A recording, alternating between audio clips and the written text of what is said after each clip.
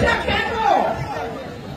যাতে বাংলাদেশের মানুষ তার ভোটের অধিকার ফিরে পায়, তাই না?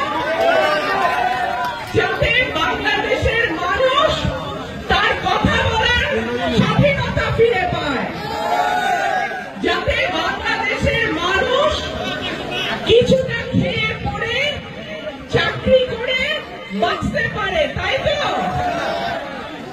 ইনশাআল্লাহ আপনাদের ভোটে আগামীতে যদি বিএনপি রাষ্ট্র পরিচালনার দায়িত্বে যায়, আমরা সকলে ন্যূনতম যে অধিকারগুলো আছে সেগুলো আমরা নিশ্চিত করব।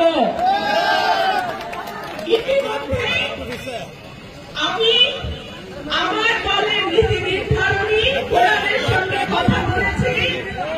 আমাদের ভারপ্রাপ্ত চেয়ারম্যান, আগামীর রাষ্ট্রনায়ক জনাব তারেক রহমানের সঙ্গে আলাপ করেছি।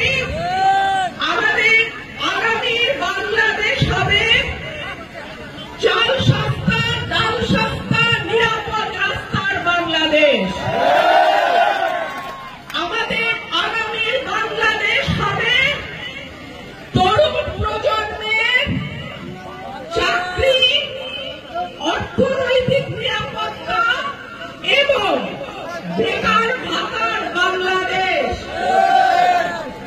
আমার দলের সম্মানিত ভারপ্রাপ্ত চেয়ারম্যান জনাব তারেক রহমানের পরিষ্কার নির্দেশ, আমরা ঘরে ঘরে দক্ষ জনশক্তি তৈরি করব।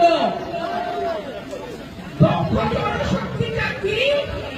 যাতে বিদেশে চাকরি করতে গেলে দু একটা ভাষা আমার দেশের ছেলেরা জানে, তাতে কথা বলতে পারে, সেই ট্রেনিং এর ব্যবস্থা করব।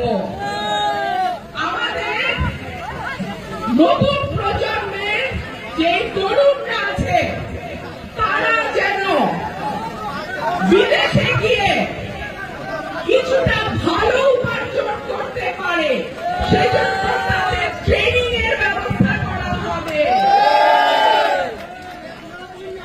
আমি যখন সরাইল এবং আশুগঞ্জে বিভিন্ন ইউনিয়নে যাই, আমাদের যোগাযোগ ব্যবস্থার এত দুর্দশা, এত খারাপ অবস্থা, আমার মনে হয় না বাংলাদেশে আর কোন উপজেলায় এত খারাপ অবস্থা আছে। আজকে যখন আমি সরাইল থেকে রওনা হলাম, শাহবাজপুর থেকে রওনা হলাম, সারা রাস্তা ভাঙা, মাটি বের হয়ে গেছে, রাস্তায় যানজট।